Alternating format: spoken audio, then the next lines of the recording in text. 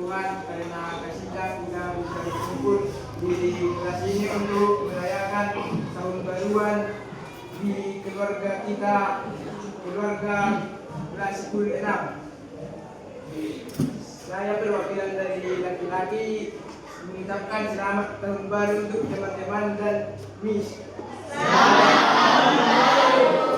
Semoga di tahun 2026 ini kita bisa menjalani tahun ini dengan penuh sukacita dan perilaku yang baru. Tentunya bukan hanya tahun yang baru, tapi kita harus memiliki sikap diri yang baru juga agar kita bisa melewati 2026 ini penuh sukacita.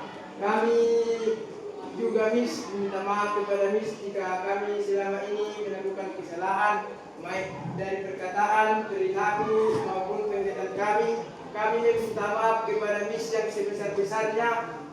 Semoga Miss memaafkan kami selalu. Terima kasih.